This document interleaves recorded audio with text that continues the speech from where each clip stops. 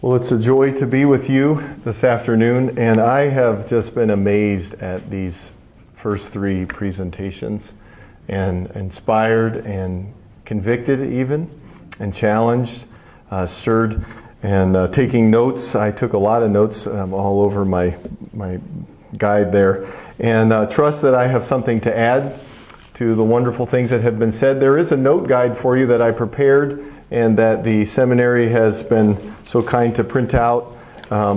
It's inside of your packet. It's just a little half-page piece of paper in the back of your packet there. And I'm going to be sharing with you on the topic of my project, which was just if you were to just say it in conversation, is helping Christian leaders in crises of transition. It's a big part of my story, and also something I felt a call from the Lord to, really, as I reflected on my experience more in depth because of the Doctor of Ministry program, and the requirements really led me into leading others.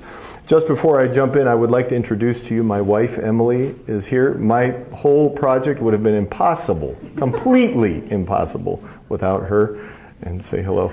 And also it's good to have her here. And my advisor for my dissertation, Rebecca Letterman, was a lifesaver day after day over there. Also a professor in the school, and I want to thank everyone on the team and you for being here. I see lots of faces who were an inspiration to me throughout my project and really helped me keep going.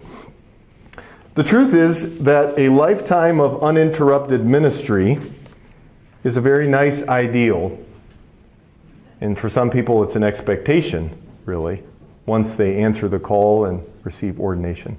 But it is seldom the reality for ministry leaders. Eventually, almost every ministry position reaches an ending. And for many ministers, that ending point becomes an unexpected crisis that they begin to enter into once they reach the end of a position. And when I say ministers, terms I'll commonly use: ministers, ministry leaders, Christian leaders, meaning pastors, missionaries, staff pastors, ministry professors, Bible professors, and theologians in the ministry world. And that wouldn't be, I'm sure I'm leaving some out there. I have a more extensive list in writing elsewhere, very extensive list. But of all the challenges that a leader will face in ministry, we often think a lot about the things that a leader faces during ministry. One of the big surprises is the challenge that comes when it's time to move on from a position. And that was a big surprise in my life and a big part of my story. I liken ministry transition, this topic of transition, I liken it to a experience I had once. Really, one of the highlights of my youngest years, my teen years, was when I climbed Mount Marcy. Have any of you ever climbed Mount Marcy before in the Adirondacks? It's the highest. Okay, there's a few of you. Highest peak in New York State. It really is exhilarating. And I remember on that journey up that mountain with friends and some teachers that were with us, the whole climb was just almost pure adrenaline and excitement and intensity and focus. And it was you didn't even feel tired, even though you were getting tired. And then suddenly there was a change that occurred, and our day turned into a 3-hour descent down boulders and big drops, and I began to lose feeling in my legs, and I started wondering if I would ever get it back again. And I didn't really think about the descent on the way up. I just thought about the excitement and the intensity and the high experience that was. And suddenly we were faced with this seemingly never-ending journey down the hill. And for me, ministry transition looks like this for a lot of leaders. Most of the attention is given to the climb and the excitement and the intensity of ministry leadership and the goals and the destinations. And very often there's little thought given to the journey on the other side of that when it is time to come down from a position. And I found in my own experience, and as I spent time with other leaders and heard the stories, and what was hard for me, many of them I could not spend a lot of time with, is that their journey out of ministry was a very rocky descent, a very life-changing and sometimes traumatic thing for them, and very often they were alone in their journey and felt misunderstood and felt isolated. And so my project was about meeting Christian leaders, pastors and missionaries, staff pastors. I went out looking for anyone with a ministry profession, and I ended up with a former lead pastor, a missionary couple, and I'll talk a little bit, mention them later. A missionary couple, and the wife was the lead missionary internationally and also a leader of other missionaries on the field. She had quite an influential spot there. And then another missionary who was also the founder of a missions organization. And what I have found is I wanted to meet them, and what I have found as I've looked at these things and read, and in a quick summary of what the project is that when the end of a ministry position arrives, the minister is often faced with a sudden and disorienting rush of financial, relational, and professional uncertainty. And very often, one of the things that is in the heartbeat of this is that struggle is alone for many ministers. And then what makes things so much worse, and this was a big focus of my project, is that very often the supporting organization, the denomination or the fellowship, I'm a part of a fellowship, what we call a fellowship, it's really more like a mini denomination, or the missionary agency perhaps, very often there is very little support for the descent down from a position. A lot of focus and a lot of resources are put into sending missionaries and sending pastors and training up church planners and teachers and things, rightly so, because that's our call to gospel ministry. But very often there is very little, if any, attention given and resources given to leaders for the care of them when they are transitioning off of the field. And so when you combine the overwhelming circumstances that often hit a Christian leader at a time of transition, and the lack of support from their sending organization or supporting organization, this is where these come together, and I refer to this as a crisis of transition. Some of the common losses and problems that leaders will face, and some of these will seem obvious, and they are true really to any major career transition, but they take on a life of their own really in ministry circles and are made worse sometimes by the dynamics of ministry leadership in the relational aspects of that, is a loss of financial stability, and that's one of the more obvious ones and one of the first that comes to people's mind at a time of transition. Loss of close relationships. One of the unique dynamics is certainly not unique only to leadership or ministry leadership, it really applies with any kind of people work and helping fields, is the loss of close relationships. For many missionaries and their families, pastors, and other people in ministry, the nature of ministry is that you get deeply connected to people. You build bonds with people. You spend time in their living rooms, figuratively and literally, in their homes. You cry with them, you marry them, and you bury members of their families. And when you leave those settings, you often have to then break off of deep bonds. And for many ministers and their families, these are really the only deep bonds that they have developed as a family. The loss of home, which is both a building and a location. For missionaries especially, something I found in my time in the study was that many missionaries feel once they come home off the field, the shock of coming home is so severe that they realize they feel more at home in a foreign nation or on some other mission field than they do in their originating home location. And also the loss of platform, which is that place of expressing giftedness, which we just tend to take for granted because it's part of the job and the responsibility of a ministry leadership position. The place where a leader is able to express their speaking gifts or their leading gifts or pastoral care and counseling. Suddenly, those things are taken from a person during a time of transition. And that leads, I think that one alone is reason enough for some people, even when they need to end a position, to not want to, because that is such a significant aspect for leaders. The loss. If I were to say that we summarize the crisis of transition in ministry in one word, I would say that word is loss. There's also the experience of going from what I just put simply as going from feeling like somebody to being nobody. When you're somebody, When you spend time in a church or in a position or in a teaching position or in a mission field, you start to carry weight. People put weight on you. They give you chips and they give you trust. And you start having influence and you're able to move things and change things and lead the charge. And suddenly, when you transition out of a position, that renown is gone, that influence is gone. And very often it ends up being replaced, at least for a time, with something that doesn't seem to have much influence. And so there's that feeling. And of course, in God's eyes, this is not the case. But in our social experience, we feel in transition, we go to this experience of nobody. Then there's depression and anxiety.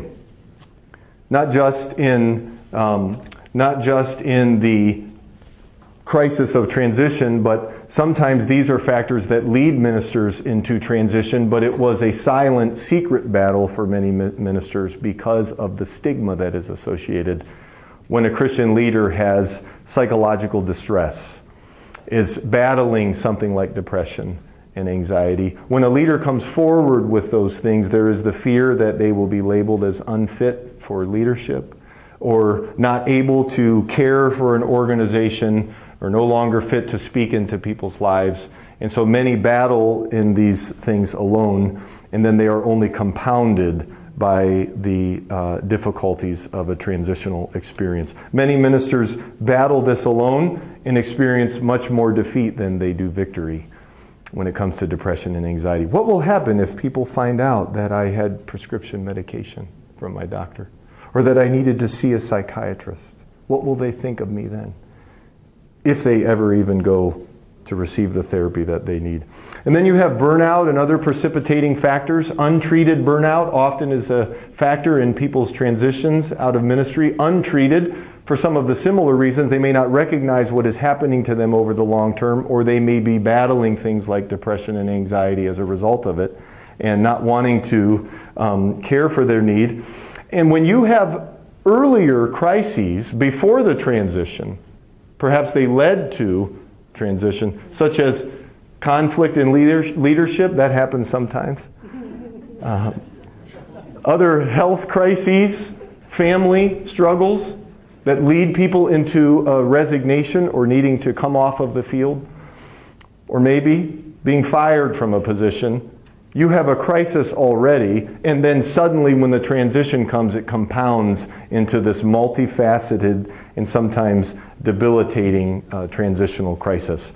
And then that last one, which was a theme throughout my project, was the lack of organizational response, which is very often limited at best. In recent research and in writing and even in practical ministry, attention has been given to the experience of missionary re-entry, what we would call re-entry distress, where missionaries coming off the field, this happens so often. They come home and they have culture shock, they have financial changes, they have supporters wondering, what are you going to do with your life now? And I don't know if I should continue supporting you. And their children go through culture shock and they become this sort of floating culture. This one is starting to receive more attention, but it is still far too scarce for the need. And often in pastoral circles, in denominations, what happens is during a difficult transition, a pastor will very often be whisked away into a new position as a way of fixing the transitional crisis or what is going on in the pastor's life without giving hardly any attention to the personal needs that might be going on inside of the minister's life, whether it be a health crisis or a family crisis, or maybe there's a significant professional crisis going on. And when we look at these things and the needs that are here and the secrecy that often goes on and the isolation for ministers, what I was looking at was that transitional help and healing necessitate ministry intervention.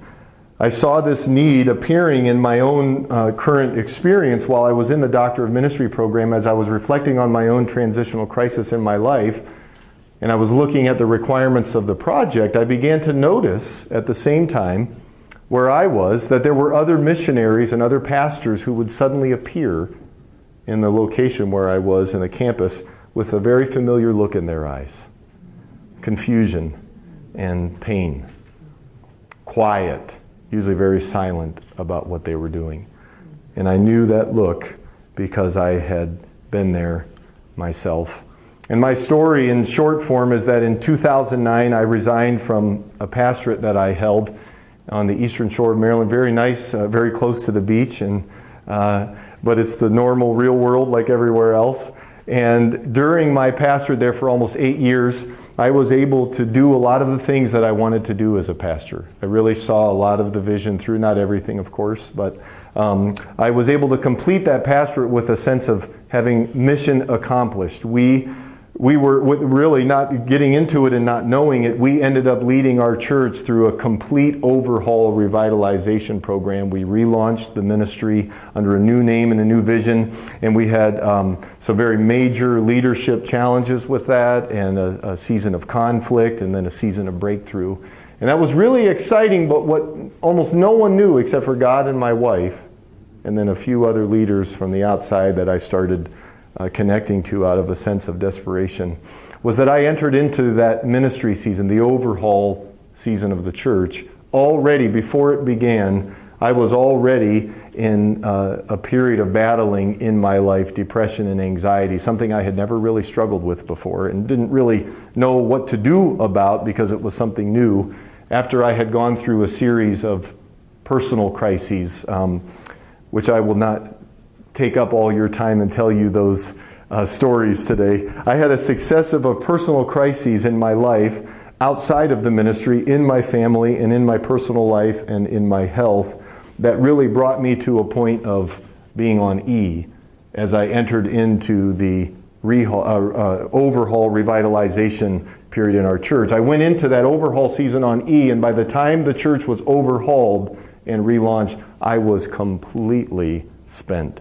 And I crashed in a way I had never crashed before, and I was not recovering anymore by Tuesday after Sunday. Instead of recovering from Sunday ministry on Tuesday, I was recovering by Friday evening, and I barely had time to pull myself together and do it all over again. And I realized it was time for me to resign. And with the help of a pastoral counselor, I resigned. And once we moved away, there was a very small window of this sense of relief. And then the relief was gone, and I added what was totally unexpected to me, a crisis of transition into my life and experience. I began to go through many of these things. I was already struggling with depression and anxiety from things that had gone on in my life. I went from occupational fulfillment and the thrill ride of leadership ministry and overhauling a church and being a pastor and carrying weight with people and the identity that was. I went through identity crisis. I became extremely bored occupationally with the work that I found, relationally disconnected, went from being a big fish in a little pond to a little fish in an ocean, it felt like. And I was going through all of these things, and I really didn't know my way out until I took a couple steps forward. And I connected myself with two leaders in particular that I felt comfortable telling them my story and my pain. And they began to listen to me and encourage me and pray with me, hear my story and speak into my life. And during that time, and I didn't know this, but I was assembling a transition team, kind of a transition mentoring team. And I also ended up going on a couple of spiritual retreats, and some of them were the direct result of the requirements of the Doctor of Ministry program and the courses. And when I got on those retreats, it was almost like time stood still, and I felt like I had this open door to God and this openness to explore what was going on inside of me.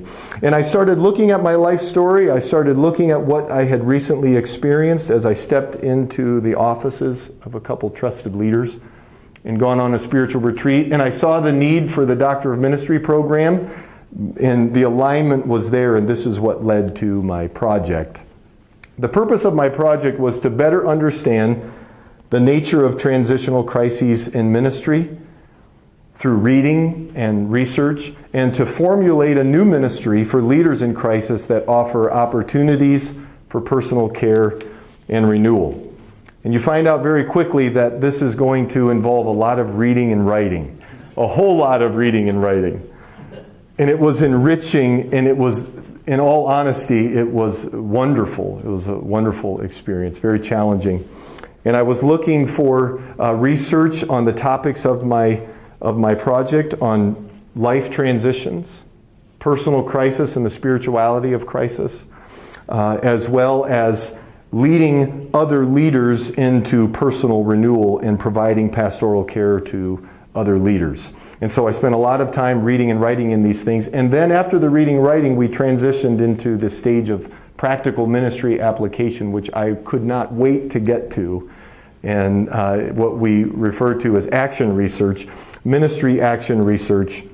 And this was where I was able to connect with God's help and a lot of networking with these 4 participants: a former lead pastor of a influential church in his area, a missionary couple, and then another missionary founder of a missionary organization.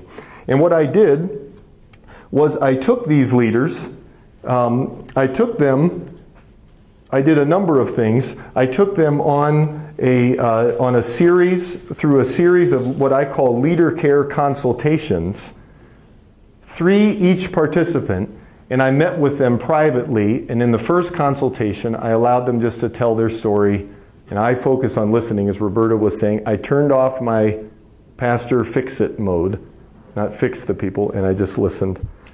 And then I prayed with them and encouraged them. And in the second meeting, I gave them a session of spiritual direction and really connected with them in their relationship with God and where they were at. And that took place during the retreat. And then the third session, we summarized what I had found out about them through their story and what they had shared with me, and some of the online. I took them through some online surveys that I had developed to learn about them and where they were at personally and physically and emotionally. And in the third session, I helped them develop a practical plan to take steps forward so that they could begin to step out of this feeling of a crisis of out of control and have some sense of direction. And so just a nice little picture here. We had our retreat. I took them on a 2-night retreat for part of the program, a spiritual retreat at the Bethlehem Retreat House at the Abbey of the Genesee. Some of you have probably been there before or heard about that. And I designed the retreat around a series of teachings on transition, blocks of time for personal prayer and journaling, or just time and space that they can use however they wanted. We shared meals, and then there was a lot of time in silence and solitude for my participants. And what I found, the findings was, just in a very quick summary here, the findings was that as I listened to their stories and saw some of the tears and the frustration, this was a genuine crisis. My project, one of the focuses of my project was to argue that this is a real crisis that needs to be addressed. And as I listened to them and saw what they had been through, this was a real crisis. And then I saw a real sense of relief from isolation and distress. This was the heartbeat of the project, to bring pastoral care into their lives and spiritual renewal. And as they filled out surveys that I had designed to let them give their opinion and their input, and as I talked with them and connected with them on spiritual things, I was able to track and measure and sometimes record with the tools that I used this sense of relief in seeing how they were able to feel helped and pastored and no longer alone in their struggles. I want to finish here with just some suggestions for those of you who oversee or care for ministry leaders. And I wanted to say officially and unofficially, because some of you may have responsibilities in your position of actually overseeing pastors, missionaries, and teachers or staff pastors. But then many of us will also have the opportunity to connect with leaders in an unofficial way. And I want to say that that is also very important, how God can bring us together. Some of the suggestions I have when we're thinking about this issue of transition is that if you are aware of a leader who is leaving a position, whatever the reason might be, you should expect transitional difficulty and sometimes crisis-level trouble for leaders that you may not see on the surface, but expect that there's going to be some challenges. Reach out and offer to help. And you can run into walls with this, with leaders. Those of us who have been leaders and been through challenging relationships, often we don't want to open up. And so perhaps you're not the one to help them get into the nitty-gritty of what they're going through, but perhaps you can send them to someone else and connect them. That's an important one. Very often leaders will resist, especially with those over them, because of the fear of reprisal. I spent a lot of time reading on this fear of reprisal. When you're meeting with them, focus on listening. Turn off the fix-it mode that you might have even gifts for. Turn off the fix-it gift and listen and focus on encouraging and praying. Designate financial resources. If you have influence in your pen and your signature has influence over denominational resources and money resources, it's valuable to set aside funds to care for crisis, not just transitional crisis, but the crisis that leaders go through. This is an isolating experience. Offer counseling. Here's some of the things for transitioning leaders. Counseling, temporary stay, and career help at least. They might not be able to put themselves up in a hotel for a few nights to connect with these counselors that you know. Publicize the availability of care. When you put it in print, when you send a brochure or you put it up on the screen, it helps remove the stigma that they feel and the fear that they're somehow the only ones that are struggling. Plan renewal retreats. Leaders need retreats. Leaders shouldn't just lead retreats. Leaders should go on retreats, not just to deal with crisis, but also as a preventative. How wonderful it would be if our rhythms of Sabbath spirituality, and this was another focus that he will not allow me to speak about today, which I wouldn't do. How wonderful if we learn as leaders rhythms of retreat and rest so that we can pass that on to others. And that's what happened. Reframe it. Reframe transition into not just a trouble and crisis, but a time of opportunity to grow personally. If you would like more information beyond just the 10 minutes we'll take here, I want you to have my email. And also, if you'd like to see some of the things I've written, my blog address is there. It's not a whole lot. I'm just kind of starting with that. And then my Twitter address. So thank you so much for listening. Yes. No, sorry. Getting closer and closer. Yes, no, you did so good, Joseph. Because I wanted to give a chance for question and answer. Yes. So, yes, Christine. I have one question. When you're talking about your transition, is that like when you ending or ending ministry? I was thinking about when you're in a tradition and there is itinerant travel, and maybe you're in a position because your position is really your appointment is for 1 year, and every year when you go to the annual conference, your bishop could move you. And so I was wondering if you look at, like, if you're in an itinerant ministry, you may be at a place 3 to 5 years, then you move and you're always moving. Do you see that also where this type of your transition study should also be used to help those that's moving? Yeah, your question, I'm just stating it for the camera. I'll try to summarize that.